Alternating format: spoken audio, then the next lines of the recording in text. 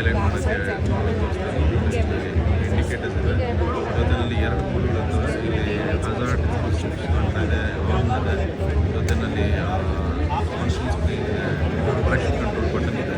ಇದು infotainment system 7 inch infotainment screen ಇರೋದ್ರಿಂದ ಅದರಲ್ಲಿ ಮ್ಯಾಪ್ಸ್ ಅಂತ ಆಗ್ಬೋದು. ಬೇರೆ ನಾವು ಏನೇ ಕೆಲಸಗಳನ್ನ ಮಾಡೋದು ಗಾಡಿ ವಿಷಯಗಳನ್ನ ನೋಡಬೇಕಾದ್ರೆ ಆ ಟಚ್ ಸ್ಕ್ರೀನ್ ಈ ಟಚ್ ಸ್ಕ್ರೀನ್ ಇಲ್ಲಿ ನೋಡೋದಾದ್ರೆ ನಾವು ಒಂದು ಕಿಲ್ ಸ್ವಿಚ್ ಅಂತ ಹೇಳ್ತಾರೆ, ಆನ್ ಆ್ಯಂಡ್ ಆಫ್ ಮಾಡೋದಕ್ಕೆ, ಸ್ಟಾರ್ಟ್ ಮಾಡೋದಕ್ಕೆ. ಇದು ಥ್ರೋಟಲ್ ಕೂಡ ನಿಮಗೆ ಹ್ಯಾಪ್ಟಿಕ್ ಫೀಡ್ಬ್ಯಾಕ್ ಕೊಡುವಂಥ ಥ್ರೋಟಲ್ ಇದೆ. ಮಿರರ್ಗಳಲ್ಲಿ ನಾವು ಈಗಾಗಲೇ ಮುಂಚೆ ಮಾತಾಡಿದಂತೆ ಮಿರರ್ಗಳಿಗೆ ಕೂಡ